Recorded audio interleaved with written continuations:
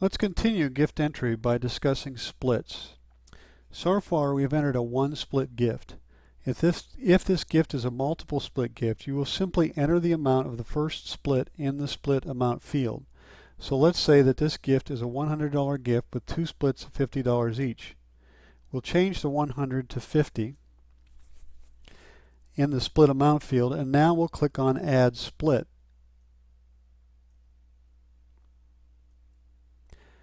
A new window opens that has the same fields as those fields back on the main screen.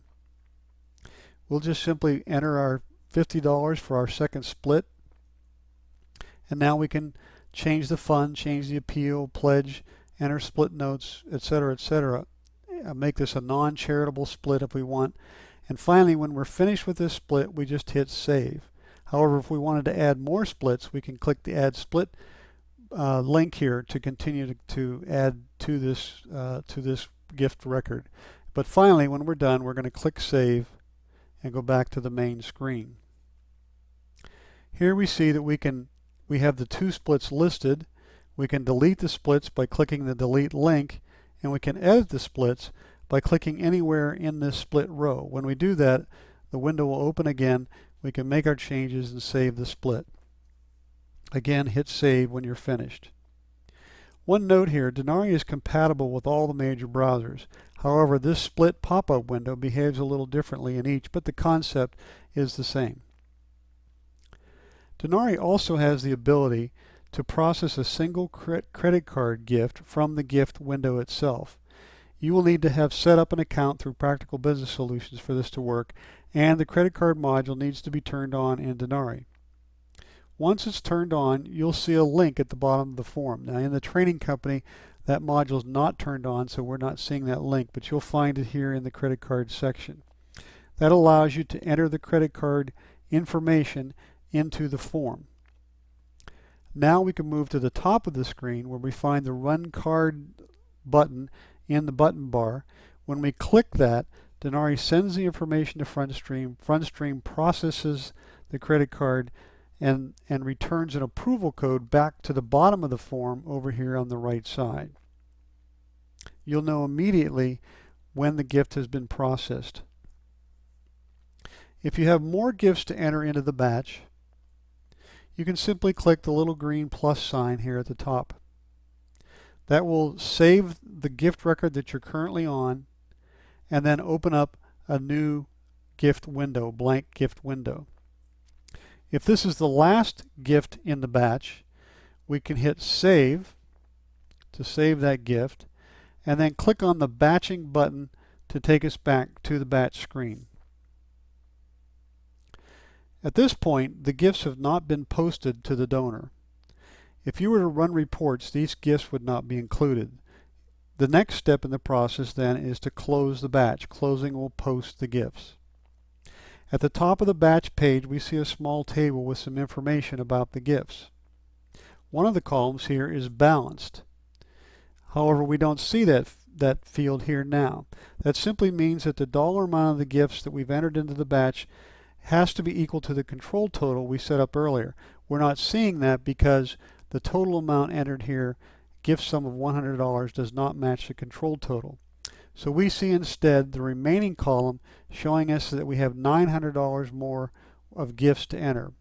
So now we need to click gift entry, go back into the batch, and enter the missing gifts. Or in this case, we're going to cheat just a little bit, and we're going to change the control total so that it matches. So to do that, I'm going to put 100 in the control total field, click Save, and now we see that the remaining column has changed to balanced, and we have a $0 amount. And we also notice that we now have a new button. We have the Close Batch button here. And so we can go ahead and click Close Batch, and now the gifts are posted, and you see that the Close Batch button has now changed into a reopen batch. You can go back into the batch whenever needed if the batch is open. So we'll reopen the batch just to demonstrate, and we're going to click on gift entry again. That takes you to a list of the gifts already entered. Notice that each gift is listed on a separate row.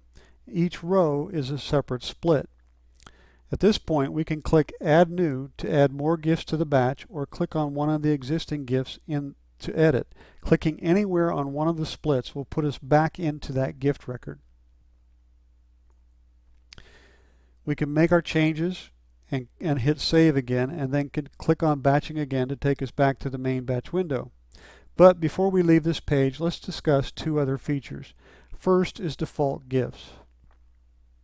Denari can store a gift record so that the next time this donor makes a donation, you can populate the gift with one button.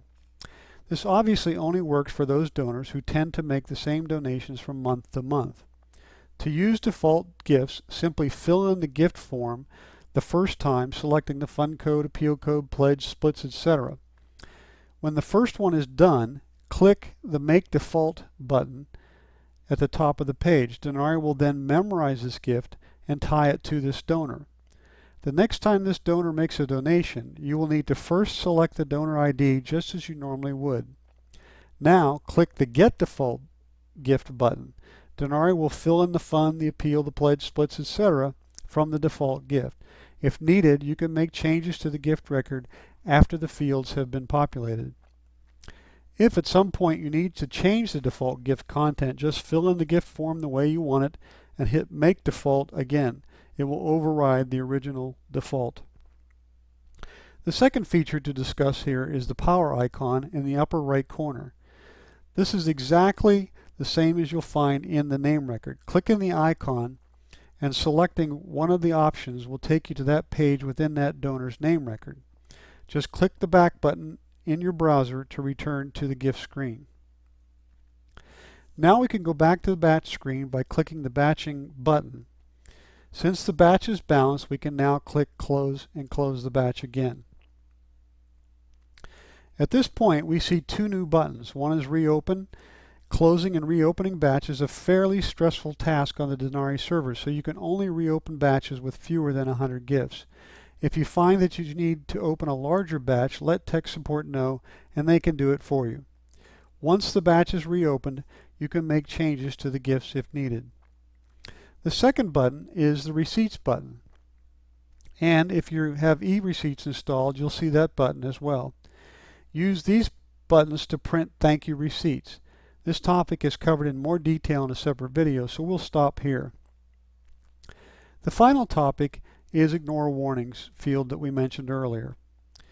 When you click Close a batch, Denari does some basic checks. It checks, for example, to be sure that the appeal and fund codes on the enclosed gifts are valid and active.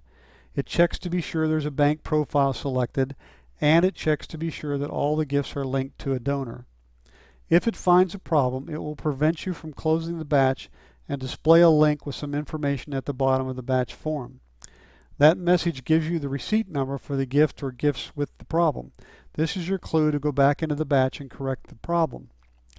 But sometimes you may want to close the batch regardless of those problems. For example, it's not uncommon for a donor to call at tax time to let you know that there was a mistake with one of their gifts. You can go to the batch that holds the gift with the problem, reopen it, correct it, then close the batch. However, the gift may have originally been entered months or even years earlier, and you might have closed some or all of the fund codes selected in the gifts in the batch. Now, when you attempt to close the batch, Denari does its check, finds the closed fund codes, and gives you the error message. It won't let you close the batch. Rather than reactivate all of the fund codes, you can simply change the Ignore Warnings field to Yes. In essence, you're telling Denari to ignore the warnings and go ahead and close the batch. This concludes gift entry. If you have any questions, please contact our tech support staff through the support button at the top of Denari.